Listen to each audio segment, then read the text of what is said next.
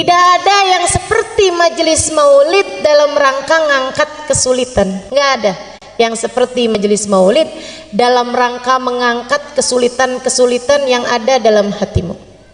Ngangkat kesumpekan, caranya duduk hadir di majelis maulid. Lihat bagaimana Allah angkat kesulitanmu, bagaimana Allah mengangkat kesumpekanmu.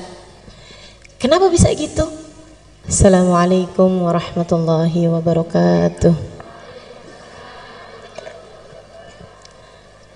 Alhamdulillah, wassalatu wassalamu ala Rasulillah Muhammad ibn Abdullah wa ala alihi wa sahbihi wa man walah.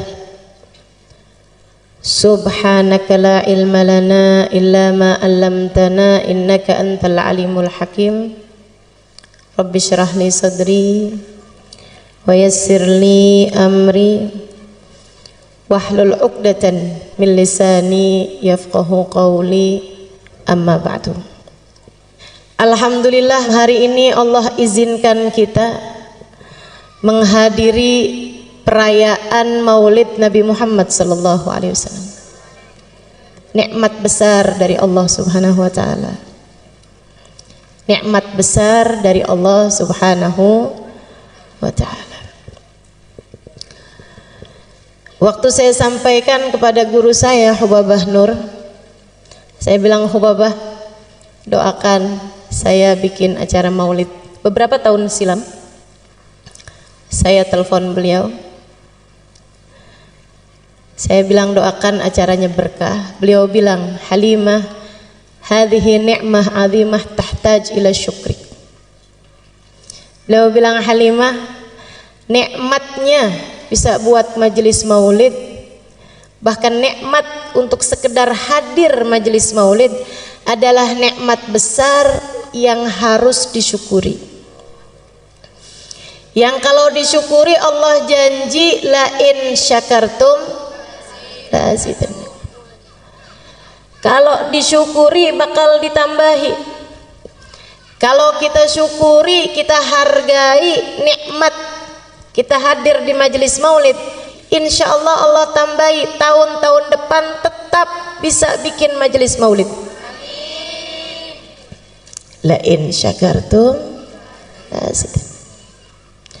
wala in kafartum. Tapi kalau kamu ingkari, kalau kamu menganggapnya sebagai kenikmatan kecil, kalau kamu menganggapnya sebagai ya daripada nganggur di rumah, ya daripada tidur mendingan deh dengerin ada orang bikin majelis maulid, kamu tidak menghargai kenikmatan tersebut, inna azabi lasyadid.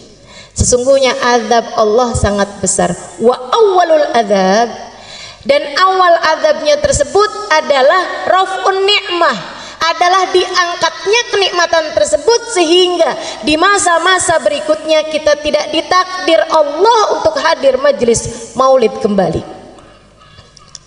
Na'udzubillah. Ibu, kalau umur ibu sampai tahun depan pengen hadir lagi apa enggak? Adik-adik, kalau tahun depan umur panjang mau hadir lagi apa enggak?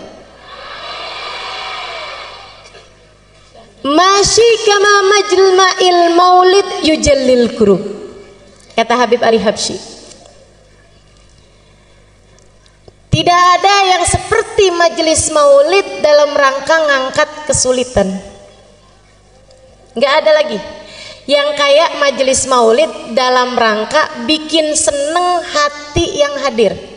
Subhanallah, nggak di mana. Kalau hadir majelis maulid, asal majelis maulidnya benar, asal majelis maulidnya khusyuk, tidak ditunggangi kepentingan-kepentingan apapun, hadir majelis maulid benar, sampai seanak-anak kecil yang hadir pada girang, pada seneng, pada hatinya berbunga-bunga, ketawa-ketawa, lari-lari, senang bener. Coba perhatikan,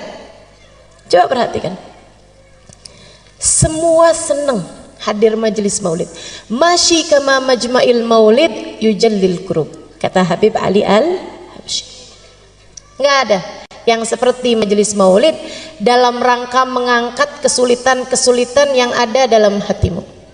Ngangkat kesumpekan, caranya duduk hadir di majelis maulid. Lihat bagaimana Allah angkat kesulitanmu, bagaimana Allah mengangkat kesumpekanmu.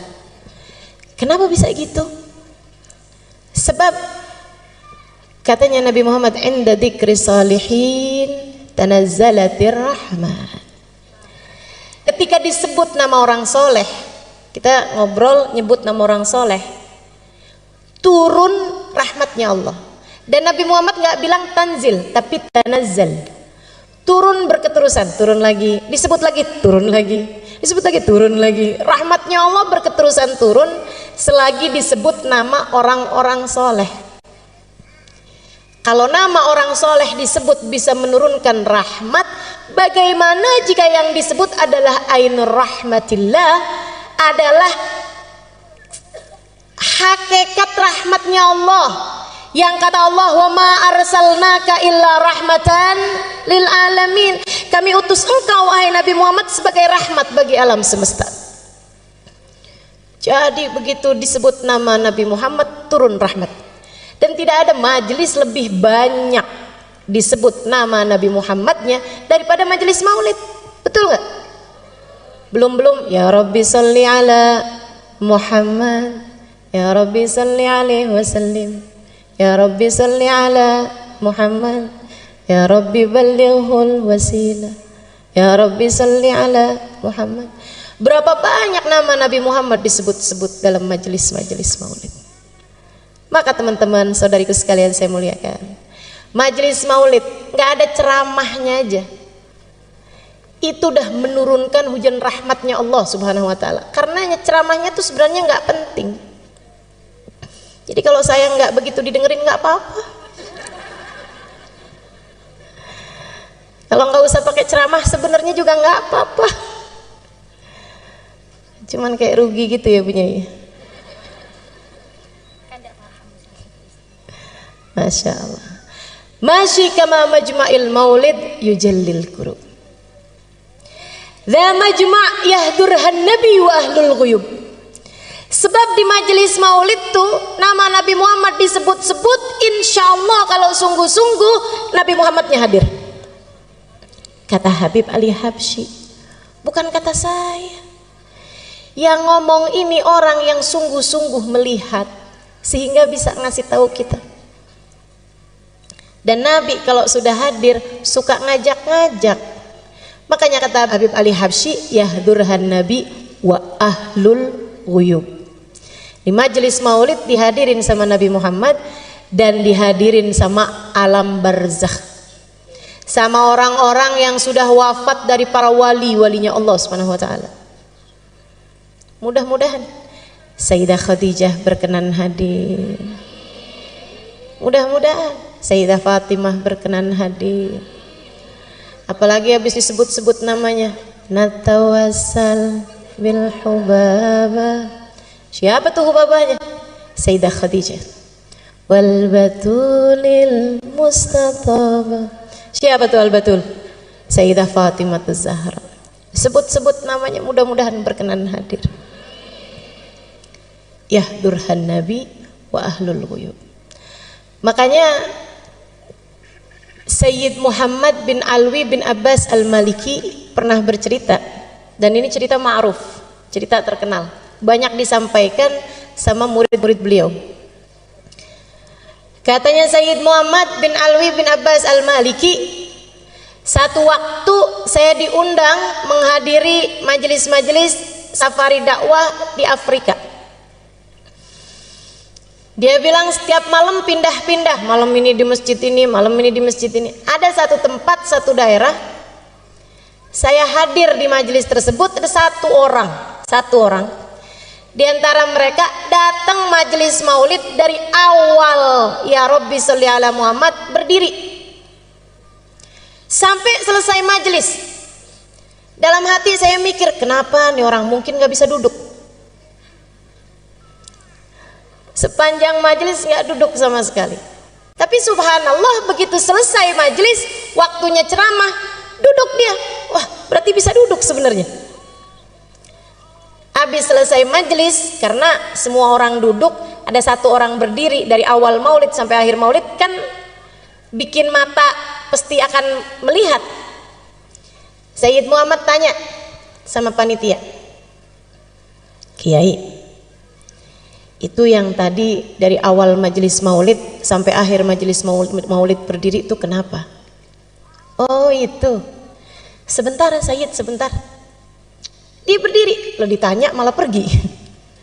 Ternyata dia panggil orang itu. Dia bilang, Sayyid, biarkan dia yang cerita sendiri, jadi ceritanya lebih akurat. Saya akan terjemahkan buat Sayyid karena dia nggak bisa bahasa Arab. Ceritalah orang itu. Dia bilang, saya itu dari sejak dulu seneng sama majelis maulid.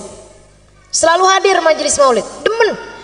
Disebut nama Nabi Muhammad disolawatin, Nabi Muhammad diucap salam, diceritakan sejarah Nabi Muhammad. Seneng hati ini karena memang saya cinta sama Nabi Muhammad. Cuma beberapa waktu sesudahnya datang ada seorang ustadz, ada seorang syekh yang menerangkan kepada saya tentang maulid sih nggak apa-apa, yang masalah kenapa tuh pakai segala berdiri untuk hormat sama Nabi? Nggak perlu.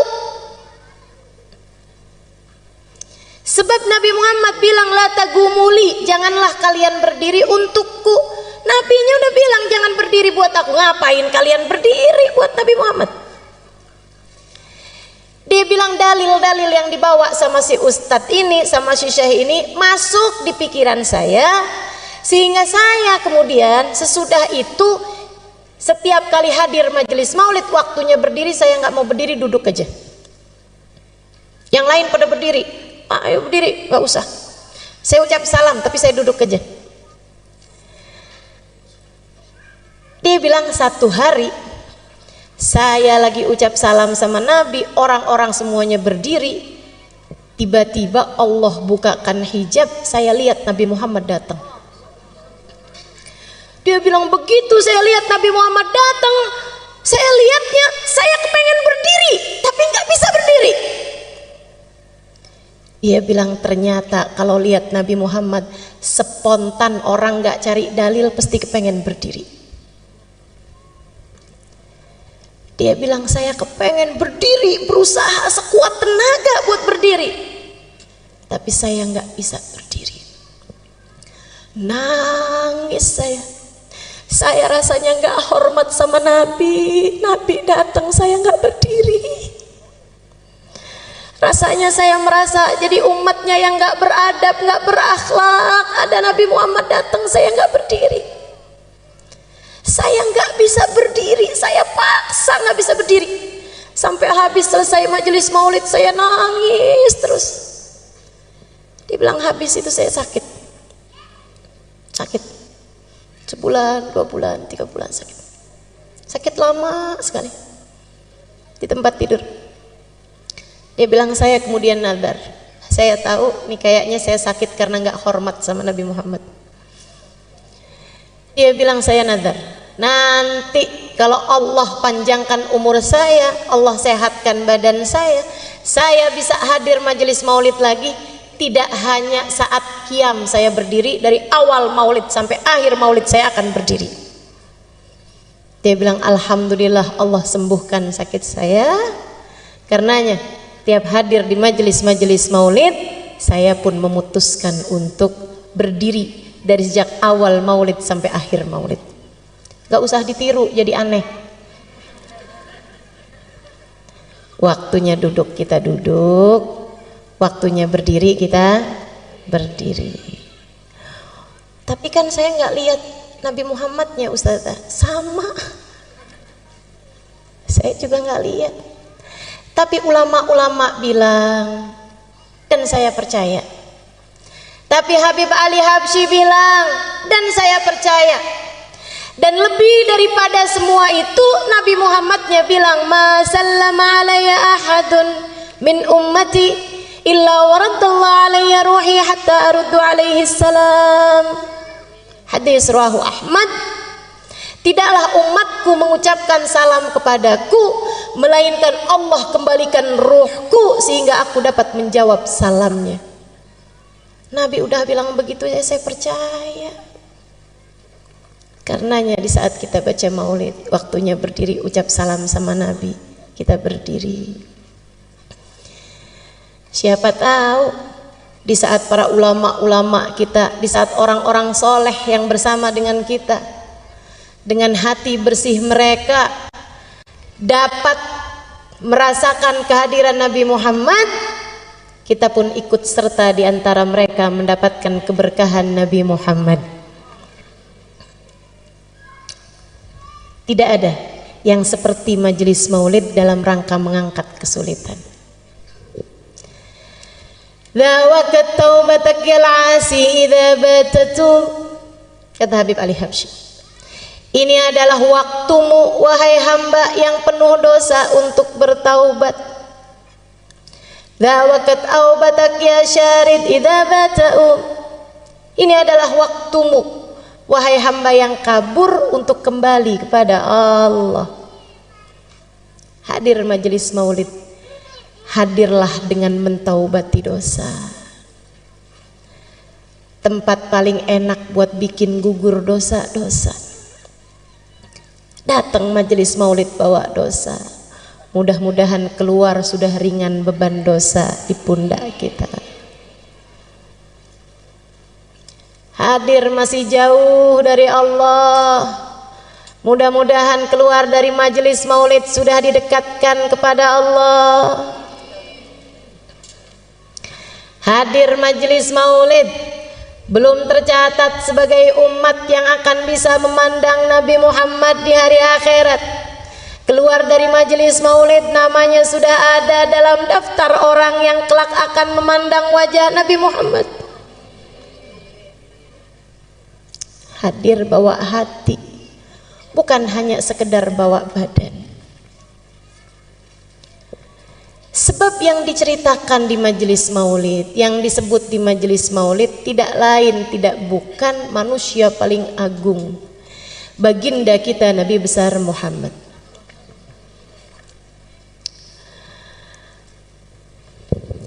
Yang sesungguhnya akan diciptakan Allah Subhanahu wa taala sebelum diciptakannya segala sesuatu. Nabi Muhammad sallallahu alaihi wasallam, laula kama khalaqtul aflak. Andai tidak karenamu wahai Nabi Muhammad, tak akan kuciptakan langit bumi dan isinya. Allah dari sejak awal menciptakan kehidupan di dunia ini karena mau mendhahirkan kekasihnya Muhammad sallallahu alaihi wasallam. Tapi karena nabinya tinggal di bumi, diciptakan buminya. Karena nabinya jadi keturunannya Nabi Adam, diciptakan kakeknya duluan. Karena nabinya harus jadi yang paling akhir, sebab yang paling akhir biasanya yang paling bagus, makanya kemudian diciptakan dulu zaman-zaman awal sebelum didhahirkan cahayanya Nabi Muhammad. Namanya ada di tiang arsy, namanya ada di pintu surga. Bu, itu surga nggak pernah direnovasi loh. Jadi jangan dikira oh sekarang di surga namanya nama Nabi Muhammad bersanding dengan nama Allah, tapi zaman Nabi Musa Allah Musa, zaman Nabi Isa Allah Isa, zaman Nabi Ibrahim Allah Ibrahim. Enggak. Dari sejak zamannya Nabi Adam, ketika awal ditinggalkan di surga, Nabi Adam udah lihat di pintu surga ada nama Muhammad bersanding dengan nama Allah. Dan sampai saat itu, sehingga semoga suatu hari kita kelak memasukinya, tetap di pintu surga nama Allah bersanding dengan nama Muhammad. Nggak pernah ada renovasi, nggak pernah ada pembaharuan. Kebayang nggak sih teman-teman, di saat yang lain minta ya Allah masukkan saya ke dalam surga, ya Allah masukkan saya ke dalam surga, Nabi Muhammad namanya di pintu surga. Kebayang nggak betapa tingginya derajat bagindamu Nabi Muhammad sallallahu alaihi wasallam? Di saat yang lain mohon ampunan, ya Allah ampuni, ya Allah ampuni. Malah kalau buat Nabi Muhammad, Nabi Adam ketika memohon ampunan, Allahumma ufirli bi barakati Muhammad. Ya Allah ampuni aku dengan berkatnya Muhammad. Manusia paling tercinta di sisi Allah. Karenanya sebisa kamu puji Nabi Muhammad, tidak pernah bisa mencapai hakikatnya Nabi Muhammad. Orang yang saya kenal muji Nabi Muhammad sampai habis-habisan, yang baru saja kita baca maulidnya itu, Habib Ali Al-Habsyi. Segitunya Habib Ali Habsyi tiap hari kerjaannya puji Nabi Muhammad. Bait-bait syair menyampaikan tentang Nabi Muhammad tiap hari. Mahir jisilah bidikrin Nabi katanya. Saya nggak gerak, saya nggak ngapa-ngapain kecuali pikiran ini selalu mengingat Nabi Muhammad. Kadang dari kangennya Nabi pengen cepet mati aja dah. Ya kadu min syiddati syuaqi fuadi yatir ilal habibil ladhi hubbuh sakan fid dhamir. Dia bilang dari kangennya nih hati udah nggak tahan, aduh ya Allah cepetan deh ketemuin saya sama Nabi, terbangin roh ini menuju Nabi Muhammad, matikan saya. Habib Ali Habsyi pujiannya kepada Nabi Muhammad, al jannah masaqani min wasfiha illa likaunil hibbi fihi khayyama. Surga tidak ada yang membuat aku tertarik untuk masuk di dalamnya kecuali karena kekasihku Nabi Muhammad ada di sana. Yang sudah habis-habisan muji Nabi ini, beliau bilang, wa in kanatil alsun la tafi bi ushri mi'ashari awsafi dhalikal mausuf. Sebisa saya ngomong apa tentang Nabi Muhammad, sebisa saya muji kayak gimana tentang Nabi Muhammad, sebisa saya menyampaikan salam kerinduan seperti apa kepada Nabi Muhammad, sebisa saya bercerita tentang kemuliaan Nabi Muhammad, la tafi bi ushri mi'syari awsafi dzalikal mausuf, tidak mencapai 1% dari kemuliaannya Nabi Muhammad. Tidak mencapai 1% dari kemuliaannya Nabi Muhammad. Kalau Habib Ali Habsyi bilang begitu, bagaimana mungkin kita bisa dianggap berlebihan kepada Nabi Muhammad? Habib Ali Habsyi 1%, kita berapa kira-kiranya? Habib Ali Habsyi berbicara seperti itu karena mengikuti pendahulu-pendahulunya. Manusia paling kenal sama Nabi Muhammad namanya Abu Bakar.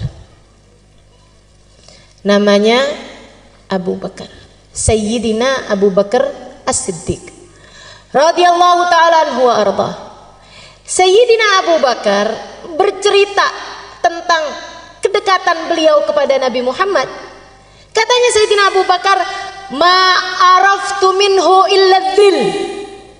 Saya tuh kenal sama Nabi Muhammad itu hanya baru sekedar bayangannya aja. Hakikatnya Nabi Muhammad saya belum pernah tahu. Orang paling dekat loh sama Nabi Muhammad, bilangnya saya hanya baru kenal bayangannya aja. Kalau Nabi punya bayangan, saya cuma baru kenal bayangannya aja. Tapi Nabi memang nggak punya bayangan. Nabi nggak punya bayangan. Kenapa? Ulama mengatakan karena dua hal. Jadi Nabi kalau jalan di bawah matahari sekalipun nggak ada bayangannya. Wala dhillun lahu bal kana nura. Ada lagunya tuh. Wala dhillun lahu. Nabi Muhammad nggak punya dhil, nggak punya bayangan. Ulama bilang karena dua hal. Yang pertama karena Nabi Muhammad cahaya, dan bagaimana mungkin cahaya punya bayangan? Cahaya itu kalau kena ke benda padat, benda hitam baru ada bayangan. Tapi kalau cahayanya itu sendiri, cahaya nggak punya bayangan. Cahaya membayangi, tapi nggak punya bayangan. Nabi cahayanya Allah. Karenanya kemudian Nabi Muhammad nggak punya bayangan. Itu satu alasannya. Yang kedua, Allah tidak rela ada yang menginjak bahkan sekedar bayangan Nabi Muhammad. Allah tidak suka ada orang nginjek Nabi Muhammad bahkan sekedar bayangan Nabi Muhammad. Masya Allah. Allah ciptakan manusia satu ini sempurna. Kana sallallahu alaihi wasallam ahsanan nasi khalqan wa khuluqan.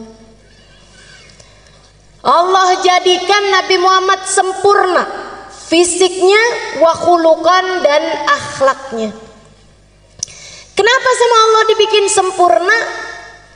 Biar semua orang pada seneng, buat kangen sama Nabi Muhammad, pengen buat cinta sama Nabi Muhammad. Allah sengaja buat Nabi Muhammad sesempurna-sempurnanya makhluk secara fisiknya. Lam ya'ti basyarun ala mithli khalqih fi mahasini nadharihi wa sam'ihi wa nutqih. Qad khalaqahu Allahu ala ajmal surah fiha jami'ul mahasin mahsurah wa 'alaiha maqsurah. Tidak ada orang yang menyamai, mirip aja nggak ada, apalagi sama Nabi Muhammad. Apanya? Fi mahasini nabarihi wa sam'ihi wa nutqih. Dalam ketajaman penglihatannya, dalam kuatnya pendengarannya, dan dalam keindahan ucapannya. Sama Allah matanya Nabi dibikin paling indah dan penglihatannya paling indah. Sama Allah dibikin Nabi Muhammad telinganya bagus dan pendengarannya lebih bagus lagi. Sama Allah dibikin bibir Nabi Muhammad, mulut Nabi Muhammad indah, suara Nabi Muhammad indah, dan ucapan Nabi Muhammad begitu indah. Fiha jami'ul mahasin mahsurah. Dalam diri Nabi Muhammad semua keindahan ada. Jadi kalau kau tanya rambut siapa paling indah, rambutnya Nabi Muhammad. Kalau kamu tanya alis siapa yang paling cakep, alisnya Nabi Muhammad. Kalau kamu tanya giginya siapa yang paling bagus, giginya Nabi Muhammad. Makanya orang tuh asal lihat Nabi Muhammad, hatinya nggak punya kebencian, ya Allah, takluk, penuh karisma. Orang-orang kafir salah prediksi terhadap hal ini. Pernah satu waktu di awal-awal Islam, kaum kafir Quraisy, teman-teman sekalian, karena melihat banyak orang masuk Islam, gimana caranya nih mau menghambat dakwahnya Muhammad nih. Zaman itu orang menjatuhkan orang, bunuh karakter, pembunuhan karakter, pembunuhan image, itu bisa salah satu caranya dengan membuat bait-bait syair menjelek-jelekan seseorang. Kalau yang bikin syairnya itu orang yang jago, orang yang ahli, orang yang profesional, itu syairnya bisa didengungkan orang di mana-mana buat ngata-ngatain seseorang sampai terbunuhlah karakter orang tersebut karena syair-syair yang disampaikan orang-orang. Mereka pun perlu mendatangkan seorang penyair paling hebat pada zaman tersebut bernama Hasan bin Thabit. Didatengin dari daerah lain. Hasan bin Thabit, pujangga paling terkemuka. Kalau orang melamar anak gadis, bawa syairnya Hasan bin Thabit tentang pujian kepada perempuan tersebut, lamarannya pasti akan diterima. Zaman itu. Saudaraku sekalian saya muliakan, jadi ini ceritanya mereka panggil Hasan bin Thabit. Ketemu sama Umayyah bin Khalaf, Abu Sufyan bin Harb, ketemu sama pemuka-pemuka Quraisy. Hasan, ya, dipanggil, didatangkan, dijemput. Hasan bin Thabit diundang sama pemuka Quraisy. Hasan, kamu selama ini paling mahal dibayar orang berapa banyak?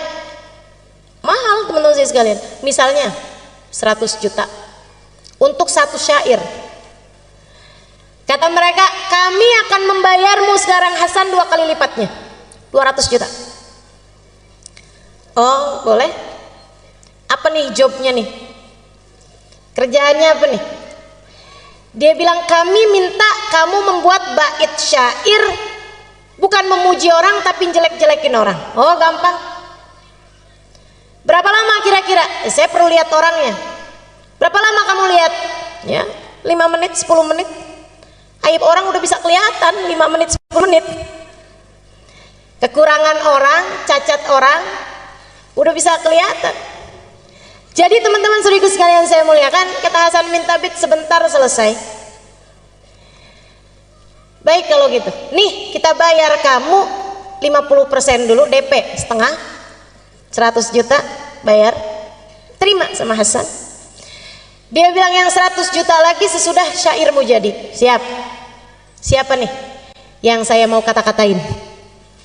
Siapa nih yang saya mau bikin gojlokan hinaan? Ya, bentar lagi orangnya datang. Nabi itu dari dulu istiqomah. Kalau tawaf jam segitu, tiap hari ya jam segitu. Makanya umat Islam ini dikenal disiplin dan istiqomah. Sholat duhur siangnya siang terus, nggak pernah ada ceritanya malam-malam sholat duhur. Istiqomah. Nabi Muhammad jam tawafnya orang kafir Quraisy semua udah tahu. Bentar lagi nih dia tawaf nih, bentar lagi. Tungguin aja, no di sana no, tungguin. Bentar lagi dia masuk. Oh siap. Siapkan bolpen, siapkan kertas. Hasan bin Thabit tungguin mana dia orang. Nggak lama datang Nabi Muhammad. Ya Allah. Hasan bin Thabit lihat Nabi Muhammad. Mudah-mudahan kapan waktu kita bisa lihat Nabi Muhammad. Hasan bin Thabit lihat Nabi Muhammad. Dilihatin sama Hasan bin Thabit. Nabi Muhammad bergerak pelan-pelan. Fa-idza masya faka'annama yanhattu min sabab. Nabi jalannya ringan. Kalau jalan seperti menuruni tangga, bukan seperti naik gunung. Orang kalau jalan naik gunung kan berat. Kalau jalan turun tangga seteringan. Nabi kalau jalan ringan. Dilihatin sama Hasan. Bagus bener nih orang. Dipandangin wajahnya. Pandangin. Dari Hasan duduk nggak puas berdiri. Dideketinya Nabi Muhammad sallallahu alaihi wasallam. Dilihatin mukanya, rambutnya, alfiyul anfi, imiyul fami, nuniyul hajib. Hidungnya kayak huruf alif, kecil mancung. Alisnya kayak huruf nun yang terbalik. Bibirnya senyumnya nggak hilang, penuh seperti huruf mim. Dipandangin kulitnya yang putih kemerah-merahan, abyadal launi musyarraban bihumrah. Dipandanginya tangannya, dadanya, kakinya. Dipandangi dari ujung rambut ke ujung kaki, terus diikuti Nabi Muhammad sallallahu alaihi wasallam. 1 putaran tawaf, 2 putaran tawaf, 3 putaran tawaf. Hasan bin Thabit menatap lekat Nabi Muhammad sallallahu alaihi wasallam hingga selesai Nabi Muhammad tawaf. Nabi kemudian keluar dari mataf, dari tempat tawaf, dan tidak terlihat mata kembali. Pulang. Hasan bin Thabit duduk dan menuliskan bait-bait syair. Yang nunggu di bawah bukit Sofa, yes, habis ini ada syair-syair kita punya buat menghina Nabi Muhammad. Kita akan bacain syair itu ke kampung-kampung, kabilah-kabilah. Biar Nabi kalau dakwah ke sana mereka semua sudah punya kalimat-kalimat penolakan, sehingga kayak apapun Nabi Muhammad mereka nggak akan percaya. Lebih percaya sama syairnya Hasan bin Thabit. Hasan bin Thabit habis selesai nulis berjalan menuju mereka. Mereka pada senang semua, siap-siap, siapin 100 juta sisanya. Datang Hasan, dia ambil uang yang sudah ia terima dibalikin. Nih, saya kembalikan uang yang kalian bayar saya. Kenapa gitu? Kata mereka. Karena saya ternyata tidak bisa mengerjakan tugasnya. Saya nyerah. Saya nggak bisa kerjain tugasnya. Kok gitu? Kenapa Hasan? Bukannya gampang kamu nyari kekurangan ini? Gampang kalau orangnya orang lain. Akan tetapi yang ini kalian minta saya mencari kekurangannya. Udah saya liatin dari ujung rambut ke ujung kaki, ujung rambut ke ujung kaki, depan, belakang, kanan, kiri, saya nggak dapetin kekurangannya. Kalian minta saya mencari aib dan celah dari seseorang yang sayangnya tidak diberi aib dan celah oleh penciptanya. Jika dikatakan tak ada gading yang tak retak, ketahuilah gadingnya Nabi Muhammad tidak retak.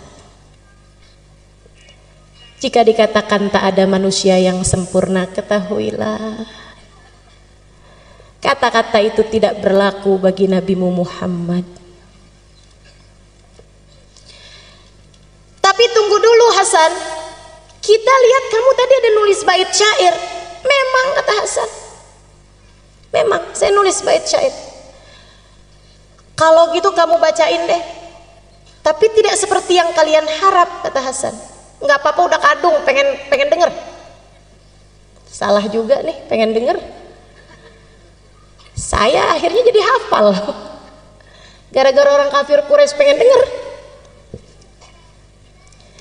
Padahal maksud mereka mau menjelekkan Nabi Muhammad, malah akhirnya keluar bait syair yang seperti ini indahnya. Kata Hasan, baik saya bacain, tapi sekali lagi tidak seperti yang kalian harapkan. Nggak apa-apa, bacain aja, udah kadung, terlanjur. Lamma ra'aitu anwaruhu sata'at wada'tu min khifati kaffi ala basari khawfan ala basari min husni suratihi falastu anzuruhu illa ala qadri ruhun minan nuri fi jismin minal qamari kahulyatin nusijat minal anjumiz zuhri.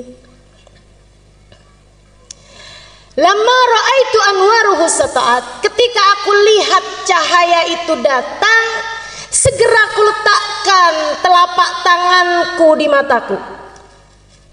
Segera aku tutup mataku dengan kedua tanganku. Kenapa?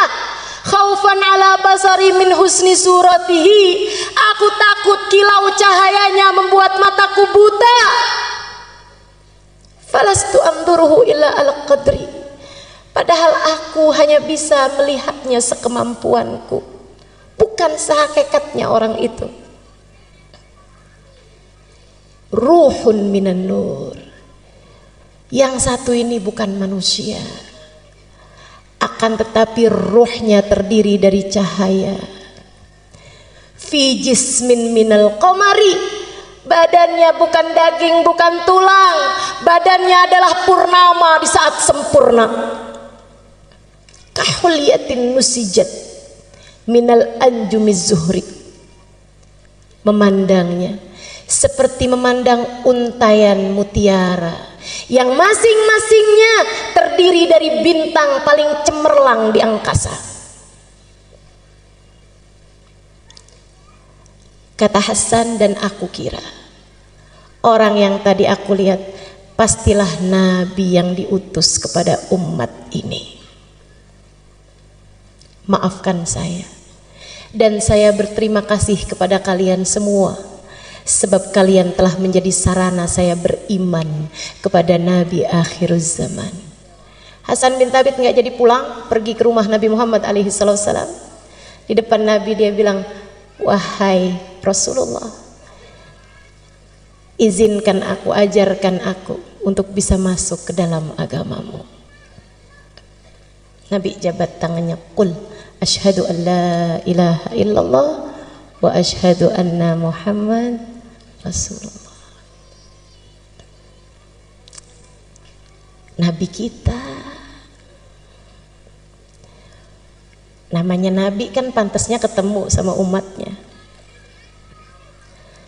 Namanya umat kan pantasnya diketemuin sama nabinya. Bukan begitu? Mudah-mudahan jangan ada yang terhalang. Mudah-mudahan jangan ada yang terhijab. Mudah-mudahan jangan ada yang tertutup. Mudah-mudahan jangan ada di antara kita yang gak dianggap sebagai umat Nabi Muhammad. Sakit kalau di hari akhirat gak bisa jumpa Nabi Muhammad. Fawail liman la yarani ya Aisyah, celaka yang di hari akhirat nanti tidak dapat berjumpa denganku wahai Aisyah. Sungguh celaka teman-teman saudariku sekalian. Nggak usah di akhirat, di dunia aja kita diceritakan tentang para sahabat berjumpa Nabi Muhammad, dan kita merasa begitu iri dan cemburu kepada mereka semuanya. Di dunia aja nyesel benar nggak bisa ketemu Nabi Muhammad. Di dunia aja nyesel begini nggak pernah ketemu Nabi Muhammad. Di dunia aja kepengen begini ketemu sama Nabi Muhammad. Di dunia aja kangen begini sama Nabi Muhammad. Gimana rasanya kalau di hari akhirat nggak boleh ketemu sama Nabi Muhammad? Makanya semoga tidak ada yang terhalang. Kita doakan anak-anak kita, saudara-saudari kita, orang-orang yang kita sayangi, kedua orang tua kita. Jangan ada yang terhalang dari Nabi Muhammad. Jangan ada yang terhalang dari memandang wajah indah Nabi Muhammad. Semuanya biar kebagian insya Allah. Dulu ada satu sahabat tua, tinggalnya dekat Mekah, satu kampung. Jadi ada kampung di dekat Mekah. Waktu Nabi Muhammad dakwah di Mekah, dakwahnya belum nyampe ke kampung itu, karena dia agak dalam. Waktu Nabi Muhammad udah pindah ke Madinah, ada orang tua di kampung tersebut, ada dai nyampe ke sana, dakwah di sana. Akhirnya dia malah masuk Islam. Ada orang tua nih masuk Islam. Umur 60 mau 70-an tahun. Tua. Tiap hari diceritain tentang Nabi Muhammad, ya Allah kangen. Biasanya orang dari manapun kampungnya kalau masuk Islam hijrah ke Madinah atau sekurangnya sowan ke Madinah. Cuman nih orang, dia udah tua, jadi tidak memungkinkannya untuk berangkat ke Madinah. Dia malah justru lebih dekatnya sama Mekah. Jadi orang pada berangkat ke Madinah, dia nggak kuat kakinya, nggak kuat badannya. Tapi pengen ketemu sama Nabi. Ya Allah, kayak apa tuh Nabi? Tiap hari nanya, Ustadz sama dai-nya nih, ya sahabi Rasulillah, ceritain dong sama saya Nabi Muhammad. Ntar kalau udah diceritain, ya Allah kapan ketemu sama Nabi Muhammad? Ntar kalau doa, ya Allah jangan mati dulu saya sebelum ketemu Nabi Muhammad. Subhanallah, satu waktu Nabi Muhammad datang ke Mekah untuk Fathu Mekah tahun ke-8 Hijriah. Jadi dia dengar Nabi Muhammad ada di Mekah. Nabi Muhammad ada di Mekah. Senengnya hati. Jadi Nabi sekarang ada di Mekah nih. Siap-siap. Siap-siap minum vitamin, minum madu, pokoknya siap-siap kuatin badan. Di waktu yang sudah dia atur berangkat dari kampung dia ke Mekah. Di jalan mikir, bayangin kayak apa ya Nabi Muhammad, ya Allah, kayak apa Nabi Muhammad. Nabi bikin saya kenal sama Allah. Ya Allah, Allah baik benar. Alhamdulillah ya Allah, alhamdulillah. Tua-tua kayak begini masih Engkau izinkan buat mengenalmu ya Allah, alhamdulillah. Engkau memang dermawan ya Allah, Anta Karim, ya Karim, ya Karim. Sepanjang jalan dinyebut-nyebut ya Karim. Allah baik benar, dermawan benar. Sampai nyampe di Mekah. Dia nyampe di Mekah, mikir, ketemu Nabi dulu apa tawaf dulu? Tapi ada aturannya orang kalau masuk ke Mekah harus dalam keadaan ihram kan gitu ya. Walaupun memang waktu itu belum ada aturan haji, tapi memang di mana-mana tuh orang dari sejak zamannya Nabi Ibrahim masuk Mekah tuh hal pertama yang dilakukan adalah tawaf. Sampai ibadah haji pun, ibadah umroh pun sampai sekarang seperti itu. Ada yang namanya tawaf kudum. Tawaf awal kali masuk ke Mekah. Sebagaimana kalau keluar dari Mekah, hal terakhir yang dilakukan juga tawaf. Namanya tawaf wada. Nah, itu aturan dari sejak zaman dulu. Orang masuk Mekah ya tawaf dulu gitu. Jadi dia bilang, ya udah deh, ikut aturannya Allah, saya masuk Mekah tawaf dulu aja. Abis dari tawaf baru deh saya mau cari-cari Nabi Muhammad di mana. Tawaflah dia. Tawaf satu putaran. Ingat, ya Allah, Allah baik benar. Saya udah tua begini, diizinkan buat masuk Islam. Sebentar lagi diizinkan ketemu Nabi Muhammad. Ya Allah, senang benar. Ya Allah. Dia sambil mikir begitu, di saat tawaf dia bilang, ya Karim. Kenceng. Ada orang di belakangnya nyaut dengan logat yang sama juga. Ya Karim, noleh dia. Gak seneng diikut-ikutin. Demen ya. Apalagi diikutinya logatnya sama, nadanya sama, noleh. Habis noleh dia maju lagi ke depan. Untung cakep.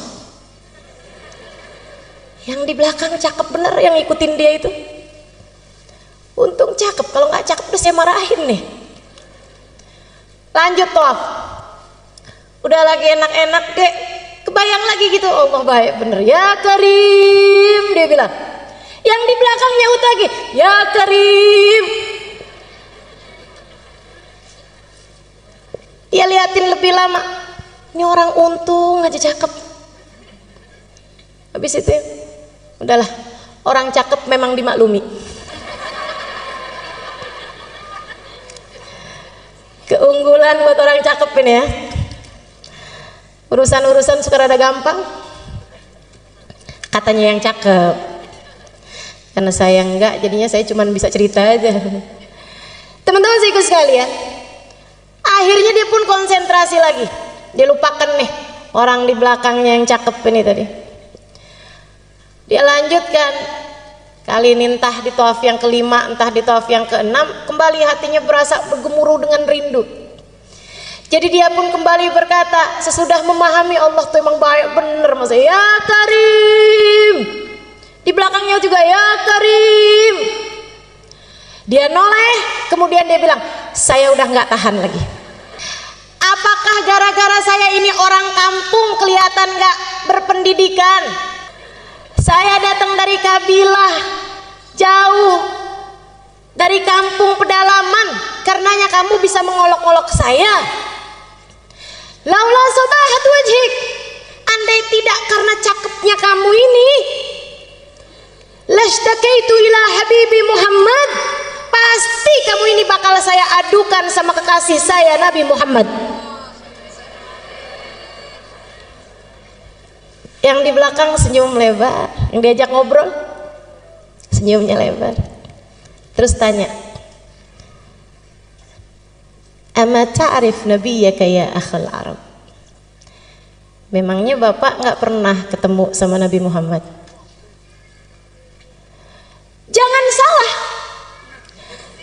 saya memang belum pernah ketemu sama Nabi Muhammad, tapi saya ini beriman udah lama sama Nabi Muhammad. Dan jangan salah, saya memang belum pernah ketemu sama Nabi Muhammad, tapi hati ini bergemuruh rindu sama Nabi Muhammad. Kayak kita, rada mirip juga sih. Jangan salah, kita memang gak pernah ketemu Nabi Muhammad, tapi kita udah beriman sama Nabi Muhammad dari dulu, dari lahir. Waktu kita lahir gak dikasih tahu siapa nama bapak kita, udah dikasih tahu namanya Nabi Muhammad. Betul? Kita emang belum pernah lihat wajah Nabi Muhammad, tapi kita udah tahu rasanya rindu sama Nabi Muhammad. Jadi dia pembelaan nih, bilang, emang saya gak pernah ketemu Nabi, tapi saya cinta sama Nabi. Orang itu senyumnya semakin lebar. Kemudian dia berkata, kalau begitu kenalkanlah Pak, saya Nabi Muhammad. Nabi Muhammad tahu gitu dari tadi ya. Ini malah udah sempet dicemberutin. Dia bilang, ya Rasulullah, dipegang tangan Nabi Muhammad, dia ciumin tangan Nabi Muhammad bolak-balik. Dipegang Nabi Muhammad, dia usap-usap Nabi Muhammad. Ya Rasulullah, kangen saya kepadamu, hai Rasul. Kepengen nyampe di Madinah, tapi udah gak kuat. Makanya saya tunggu engkau di Mekah, sebab kampung saya dekatnya sama Mekah. Maafkan saya Rasul, nggak ketemu engkau dari dulu-dulu, bukan nggak kangen, bukan nggak rindu, tapi badan ini sudah tidak lagi mampu menanggung lelahnya perjalanan. Diciumin tangan Nabi Muhammad SAW bolak-balik. Nabi kemudian bilang sama dia, jangan Pak, jangan berlebihan sama saya. Tarik tangannya sama Nabi Muhammad.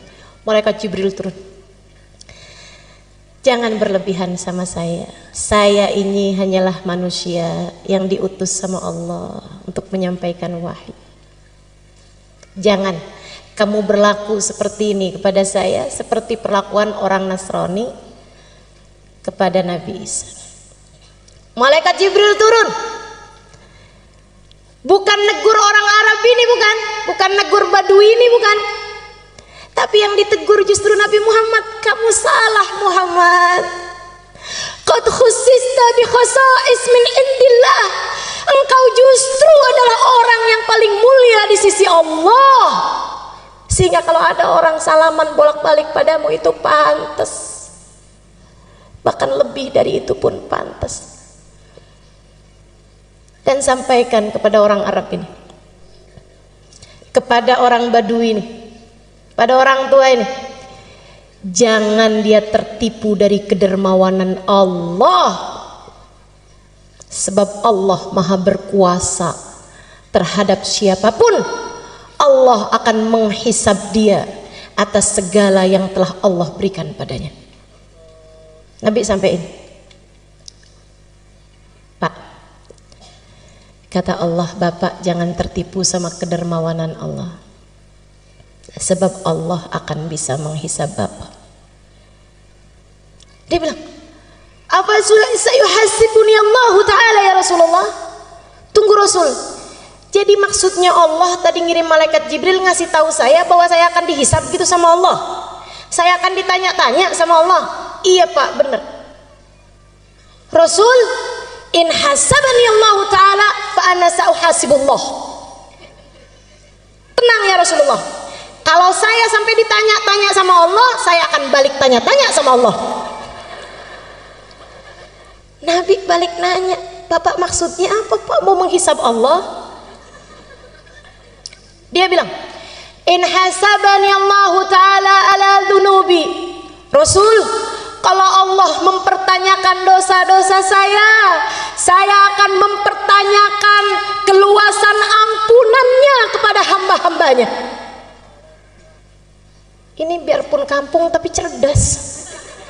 Walaupun Allah menanyakan kepada saya tentang dosa-dosa saya akan bertanya kepada Allah, dan di mana ampunanmu ya Allah?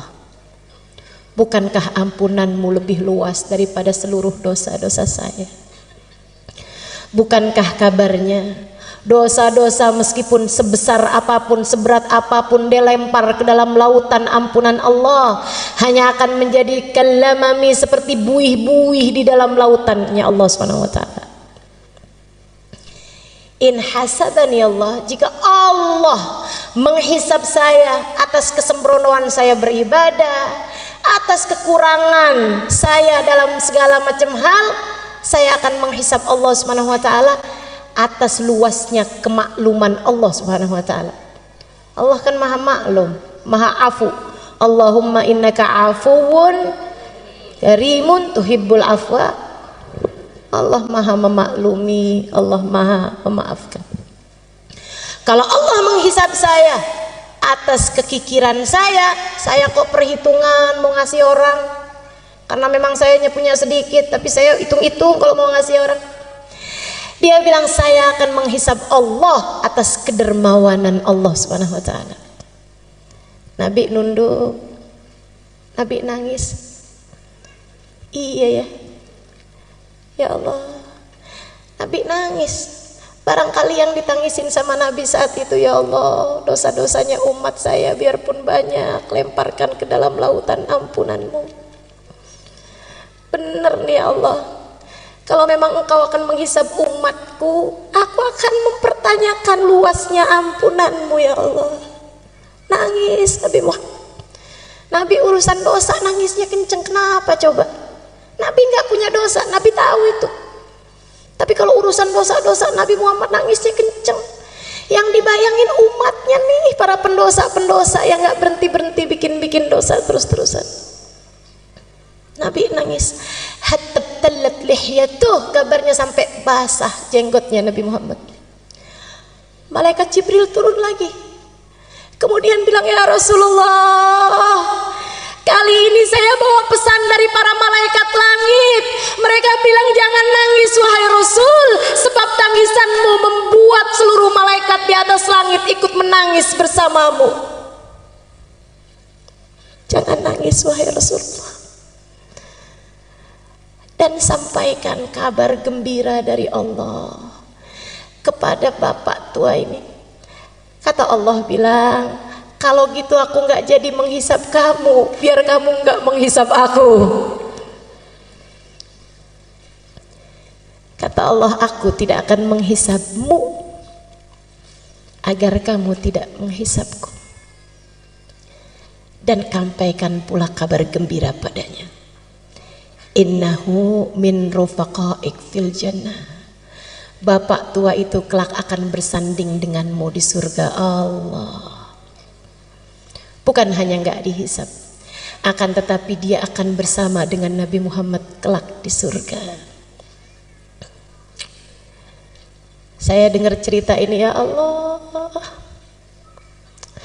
walaupun kita nggak ada jaminannya, tapi kan kita kepengen juga.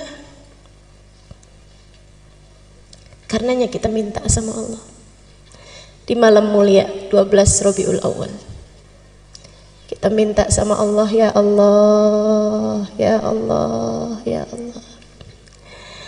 Mata ini memang tidak pernah melihat Nabi Muhammad, tapi mata ini pernah menangis rindu kepada Nabi Muhammad. Maka jangan halangkan perindu dari yang dirindui, ya Allah. Jangan halangkan perindu dari yang dirindukan. Izinkan kami berjumpa Nabi Muhammad, ya Allah. Perkenankan mata kami memandang Nabi Muhammad, ya Allah. Kumpulkan kami bersama Nabi Muhammad, ya Allah. Kama ma jama'tana fi hadad dar bimunasabati maulidin Nabi sallallahu alaihi wasallam, bimunasabatil mahabbah lin Nabi sallallahu alaihi wasallam. Ijma'na ghadan fi dari karamatik ma'ahu ya Allah. Sebagaimana Engkau telah mengumpulkan kami dalam rangka merayakan maulid Nabi Muhammad, Engkau telah kumpulkan kami dalam rangka mencintai Nabi Muhammad. Kumpulkan kami kelak di hari akhirat bersama Nabi Muhammad. Kumpulkan kami kelak bersama Nabi Muhammad. Ya Allah, walaupun matanya telah mencatat ribuan dosa, jangan halangkan mata siapapun yang hadir di tempat ini dari memandang wajah Nabi Muhammad. Walaupun matanya telah tercatat darinya ribuan aib dan noda yang haram-haram dilalap sama matanya ya Allah, tapi jangan halangkan mata itu dari memandang wajah Nabi Muhammad. Jika yang suci hanya bisa dilihat oleh mata yang suci, maka kami mohon kepadamu dengan keberkahan manusia suci yang lahir di malam 12 Rabiul Awal, sucikan mata kami semua ya Allah, biar pantas lihat Nabi Muhammad ya Allah, biar pantas ketemu Nabi Muhammad ya Allah. Jangan ada siapapun di antara kami ataupun orang tuanya ataupun anak-anaknya ataupun saudara-saudarinya ataupun siapapun yang dia sayangi terhalang dari memandang wajah Nabi Muhammad ya Allah. Jangan ada siapapun ya Allah, jangan ada siapapun ya Allah, jangan ada siapapun ya Allah. Meskipun seberat apa dosanya, jangan jadikan hukumannya tidak bisa bersama Nabi Muhammad ya Allah. Meski seperti apapun dosanya, meski seberapapun aibnya, Engkau yang maha, Engkau yang maha ya Allah, Engkau yang maha ya Allah. Kami berkumpul karena Nabi Muhammad. Kami nggak minta selain Nabi Muhammad.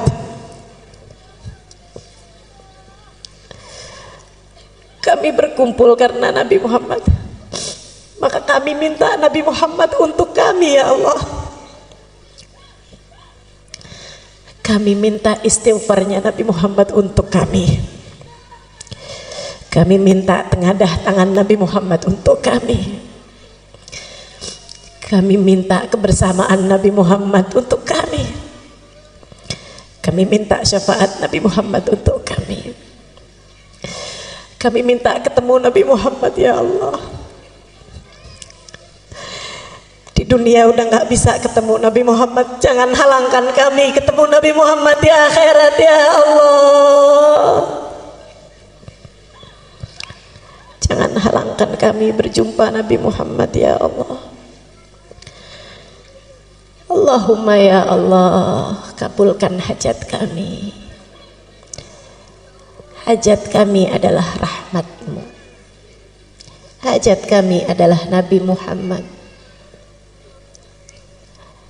Ya Allah, ada banyak orang di atas muka bumi ini tanpa diminta Engkau beri. Masakah kami yang meminta Engkau tolak ya Allah? Ada banyak orang di atas muka bumi, mereka tidak pernah minta tapi Engkau beri. Masakah kami yang sudah meminta Engkau tolak ya Allah? Jika yang berdoa tidak layak Kau ijabah, bukankah di antara yang mendengar ada yang layak untuk Kau ijabah ya Allah? Lagi pula ya Allah, jika Engkau hanya mau menerima yang soleh di antara kami, lantas orang-orang yang tidak soleh kepada siapa ia meminta ya Allah? Kumpulkan kami dengan Nabi Muhammad. Kumpulkan kami dengan Nabi Muhammad ya Allah. Jangan halangkan kami dari Nabi Muhammad ya Allah. Jika Nabi yang pantas berkumpul dengannya orang-orang yang hatinya bersih, dan kami hatinya kotor, maka kami minta padamu, bersihkan hati kami ya Allah. Bukankah tidak ada yang sulit bagimu ya Allah? Bersihkan hati kami ya Allah. Hilangkan ujub, hilangkan hasud, hilangkan sombong, hilangkan dendam, hilangkan kebencian, hilangkan permusuhan, hilangkan ria, hilangkan apapun yang menghalangkan kami dari memandang wajah Nabi Muhammad. Hilangkan apapun di hati kami ya Allah yang menjadi penghalang kami bersama Nabi Muhammad. Ampuni dosa kami, tutup aib kami. Jika yang pantas bersama dengan Nabi Muhammad, hamba-hambamu yang soleh, yang tidak pernah meninggalkan sholat dan istiqomah dalam ibadah, jadikan kami salah satunya ya Allah. Bukankah tidak ada yang sulit bagimu ya Allah?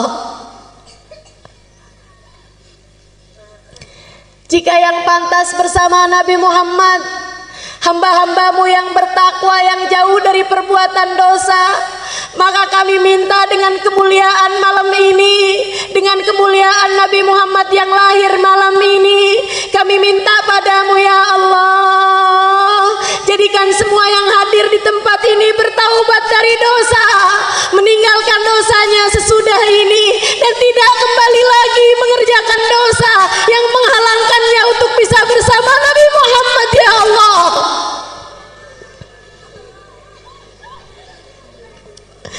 Jangan ada siapapun di antara kami anak durhaka sama orang tua. Kami tahu anak durhaka tidak akan bersama Nabi Muhammad.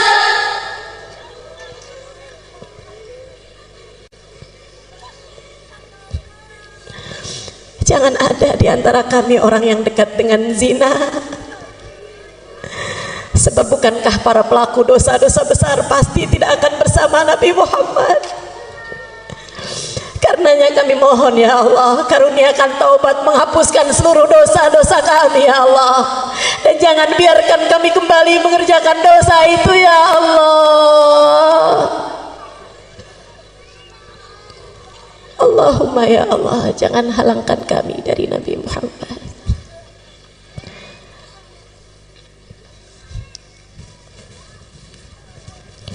Rabbi faj'al mujtama'na ghayatu husnul khitam wa'atina ma qad sa'alna min atayakal jisami wakrimil arwaha minna biliqa khairil anami.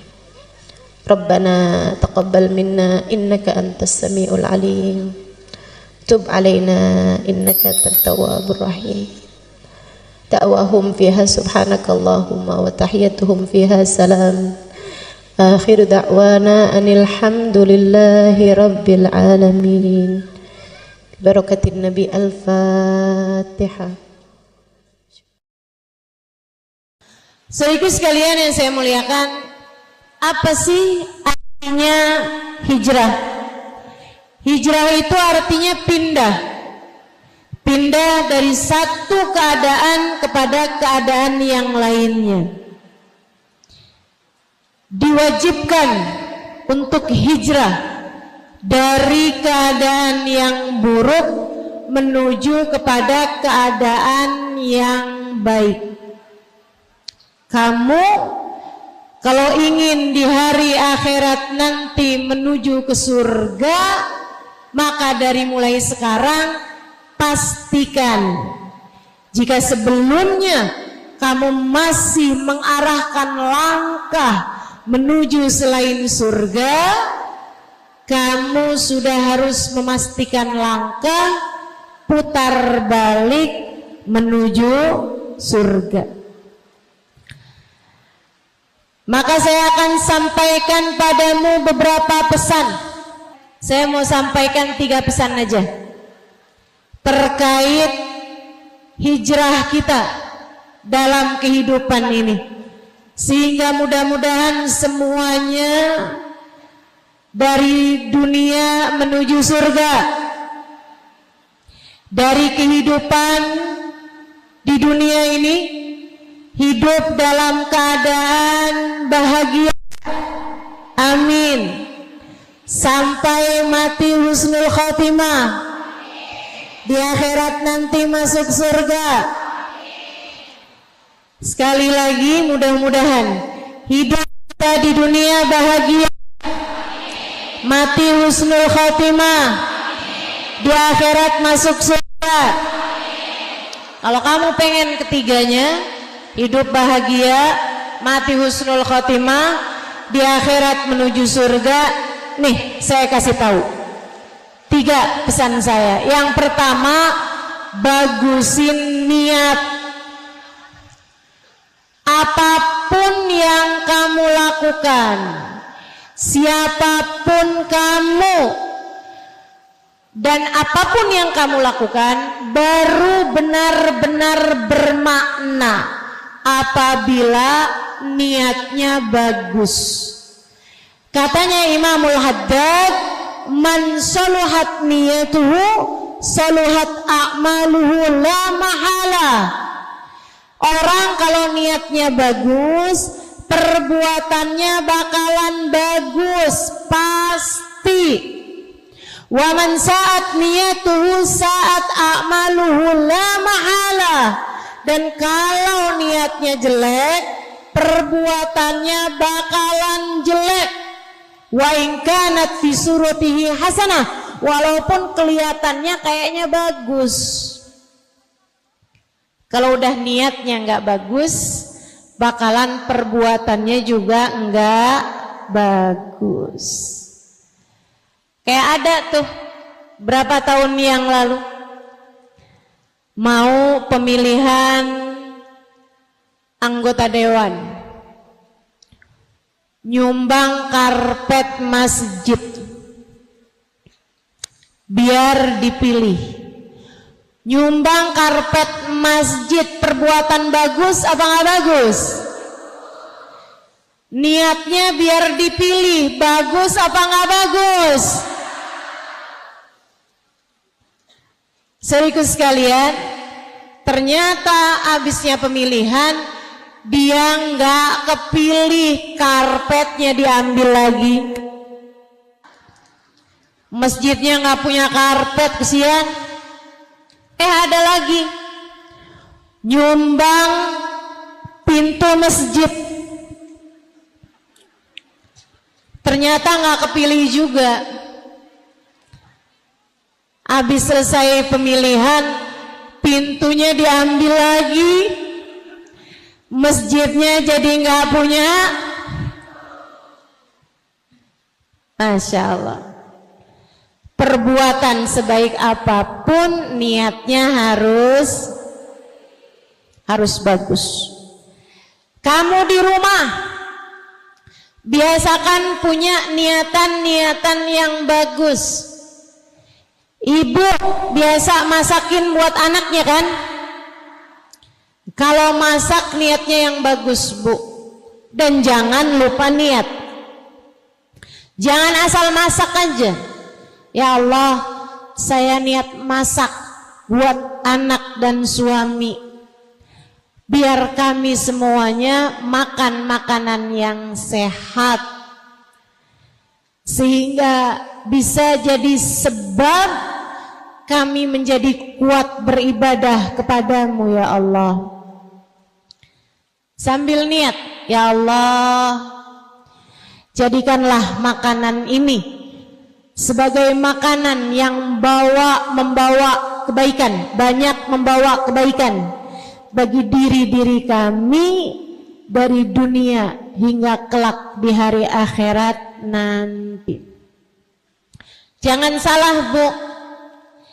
Saya dulu waktu sekolah SD, waktu saya kecil, segini, kecil, biar begini saya pernah kecil juga loh, Bu. Saya waktu sekolah SD itu, zaman saya kecil, selalu saja juara kelas dan tidak pernah merasa kesulitan untuk belajar. Saya mudah untuk masuk pelajaran-pelajaran yang diberikan. Setiap pagi sebelum berangkat sekolah, saya akan cium tangan abah saya, cium tangan umi saya, kemudian abah saya akan pegang ubun-ubun kepala saya. Beliau kemudian berdoa, barakallahu fik. Disebul ubun-ubun kepala saya. Saya dulu meyakini bahwasanya apa yang dikerjakan abah saya membuat otak saya encer, sehingga saya lebih mudah mendapatkan pelajaran-pelajaran dan memahami ilmu yang saya dapat di sekolah. Jadi kalau ada temen yang nanya, kok kamu pinter sih? Jawaban saya, iya, karena saya disebul sama abah saya. Didoakan sama abah saya, beliau meniup ubun-ubun kepala saya sambil berdoa, barakallahu fik. Semoga Allah memberkahimu, nak. Saya dulu punya keyakinan itu yang membuat saya jadi cerdas. Dulu itu keyakinan saya tanpa tahu kebenarannya. Tapi ketika dewasa, saya tahu bahwa ternyata hal yang seperti itu memang berpengaruh bagi saya, sebab otak ini terdiri dari cairan, dan cairan tubuh kalau disampaikan kalimat-kalimat yang baik, apalagi doa-doa yang indah, ia akan menjadi cairan yang indah pula. Molekul-molekulnya, sel-sel dalam air tersebut akan membentuk bentuk-bentuk yang sangat indah dan menjadi kekuatan untuk mengerjakan kebaikan-kebaikan. Jadi para guru yang kepengen santri-santrinya, pelajar-pelajarnya pada pinter-pinter, jangan suka ngomel. Para ibu yang kepengen anakmu cerdas-cerdas, jangan suka marah-marah. Apalagi marah-marahnya sambil masak. Masakanmu itu semuanya cairan. Cairan tersebut, air tersebut, kalau kamu marah-marah, ia akan jadi sesuatu yang rusak, masuk ke dalam tubuh anak-anakmu, merusak otak, merusak kesehatan, merusak hati, merusak anggota tubuh. Itu sebabnya Imam Al-Ghazali menyampaikan dalam salah satu kitabnya, siapa yang sepanjang harinya kepengen bagus, awalilah pagi hari dengan bacaan dan ucapan-ucapan yang bagus. Bu, jadi kalau lagi masak, niatnya yang bagus, baca doa dan harapan-harapan yang bagus, insya.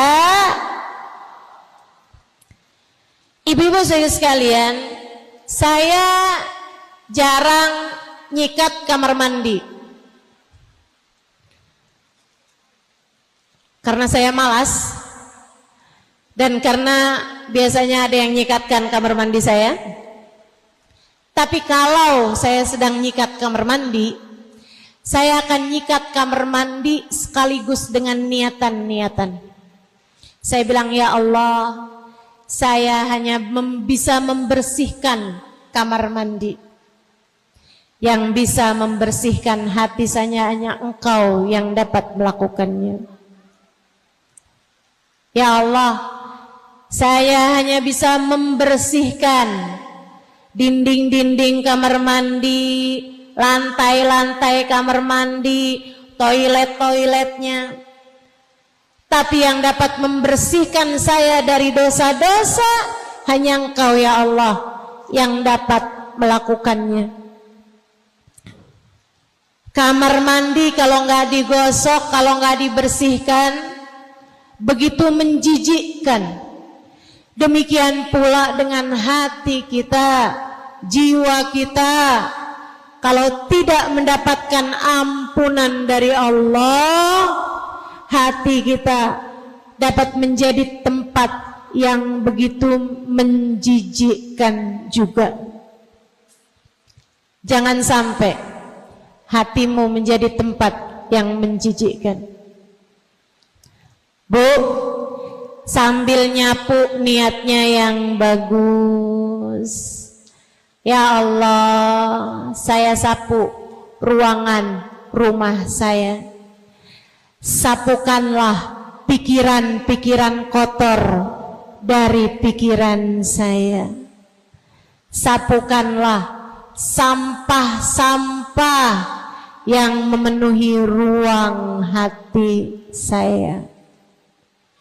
Kalau kamu pagi-pagi buka horden, buka jendela, kamu bilang sama Allah, ya Allah, yang saya lakukan hanya bisa buka jendela, sehingga udara di luar bisa masuk ke dalam rumah. Saya minta kepadamu ya Allah, bukakanlah hati kami sehingga rahmat-Mu mudah untuk masuk ke dalam hati kami. Niat dengan niat-niat yang bagus, insya Allah. Itu untuk hal-hal sederhana yang bisa kita lakukan, apalagi hal-hal besar yang kamu lakukan dalam kehidupan. Adik-adik yang pengen kawin, kalau kamu kawin, jangan niat cuman biar seneng, apalagi cuman sekedar biar bisa jawabin omongan tetangga yang suka nanya, kapan kawin? Tuh temen-temennya udah pada gendong anak. Kalau kamu bingung jawabnya, saya ajarin. Jodoh, rezeki, ajal yang punya Allah, adanya di tangan, dalam genggaman, dalam takdir. Jadi kalau kamu terus-terusan ditanya, kamu kapan kawin, kapan kawin, jawab aja, kalau tante kapan mati. Jodoh aja sama aja deh, sama-sama gak ada yang tahu. Hati-hati, jagain mulut. Saudariku sekalian yang saya muliakan, jangan suka nanya sama orang yang habis kawin, kamu kapan punya anak? Emang dia tahu? Nggak tahu. Nggak tahu ibu-ibu sekalian. Karena yang nggak usah nambahin bingungnya orang. Kita belajar untuk bisa menempatkan segala sesuatu sesuai dengan tempatnya, insya Allah.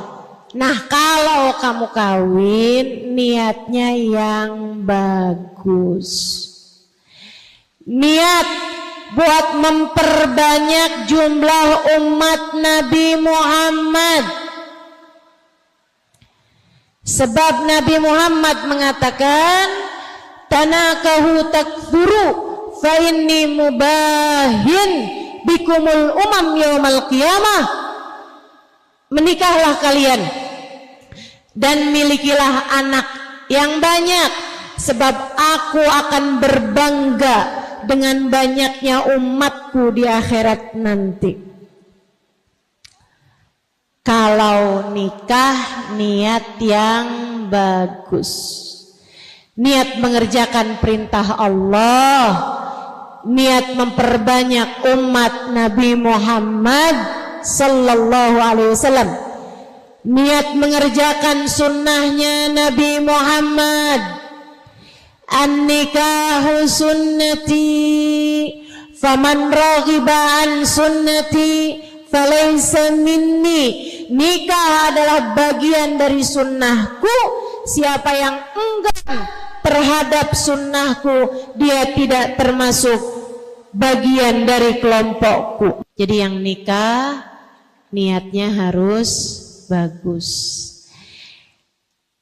Kalau kamu tahu kamu hamil, mulai mengandung anakmu, niat yang bagus. Ya Allah, aku niat menjadikan anak yang sedang aku kandung ini, ya Allah, sebagai hamba yang ahli ibadah kepadamu. Ya Allah, saya berusaha untuk menjalankan kewajiban saya sebagai hamba-Mu. Saya niat untuk menjadikan yang ada dalam kandungan saya sebagai umat Nabi Muhammad yang soleh atau soleha. Gitu, niatkan. Demikian pula kalau kamu ngajar, kalau kamu belajar, apapun aja yang kamu lakukan. Nih sekarang niat hadir di majelis ini, jangan cuma sekedar pengen tahu mukanya Ustazah Halimah kayak apaan sih. Ustazah yang suka viral di TikTok itu loh, yang gak pernah kelihatan mukanya, kelihatan kursinya doang. So ikut sekalian saya muliakan, gak cukup sebagai niat-niat yang bagus, mesti dinaikin niatnya. Pengen belajar jadi hamba Allah yang tahu apa yang harus dilakukan. Pengen kumpul-kumpul dengan banyak perempuan-perempuan solehah, biar saya juga ketularan jadi hamba Allah yang solehah. Kepengen belajar dari hamba-hambanya Allah Subhanahu wa ta'ala. Kepengen punya ilmu yang punya sambungan langsung sampai kepada baginda Nabi besar Muhammad sallallahu alaihi wasallam.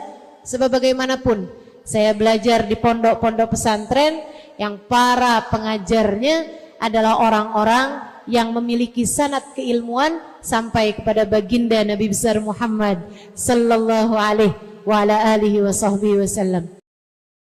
Tidak ada yang seperti majelis maulid dalam rangka ngangkat kesulitan. Nggak ada yang seperti majelis maulid dalam rangka mengangkat kesulitan-kesulitan yang ada dalam hatimu. Ngangkat kesumpekan, caranya duduk hadir di majelis maulid. Lihat bagaimana Allah angkat kesulitanmu, bagaimana Allah mengangkat kesumpekanmu. Kenapa bisa gitu? Assalamualaikum warahmatullahi wabarakatuh. Alhamdulillah, wassalatu wassalamu ala Rasulillah Muhammad ibn Abdillah wa ala alihi wa sahbihi wa man walah. Subhanaka la ilma lana illa ma 'allamtana innaka antal alimul hakim. Rabbi syrah li sadri wa yassir li amri wahlul 'uqdatan min lisani yafqahu qawli, amma ba'du. Alhamdulillah, hari ini Allah izinkan kita menghadiri perayaan Maulid Nabi Muhammad sallallahu alaihi wasallam. Nikmat besar dari Allah Subhanahu wa taala. Nikmat besar dari Allah Subhanahu wa taala. Waktu saya sampaikan kepada guru saya Hubabah Nur, saya bilang, Hubabah, doakan saya bikin acara Maulid. Beberapa tahun silam saya telepon beliau, saya bilang doakan acaranya berkah. Beliau bilang, Halimah, hadhihi ni'mah azimah tahtaj ila syukri. Beliau bilang, Halimah, nikmatnya bisa buat majelis maulid, bahkan nikmat untuk sekedar hadir majelis maulid adalah nikmat besar yang harus disyukuri. Yang kalau disyukuri Allah janji la in syakartum la azidannakum. Kalau disyukuri bakal ditambahi. Kalau kita syukuri, kita hargai nikmat kita hadir di majelis maulid, insya Allah Allah tambahi tahun-tahun depan tetap bisa bikin majelis maulid. La in syakartum wala in kafartum. Tapi kalau kamu ingkari, kalau kamu menganggapnya sebagai kenikmatan kecil, kalau kamu menganggapnya sebagai ya daripada nganggur di rumah, ya daripada tidur mendingan deh dengerin ada orang bikin majelis maulid, kamu tidak menghargai kenikmatan tersebut, inna azabi lasyadid, sesungguhnya azab Allah sangat besar. Wa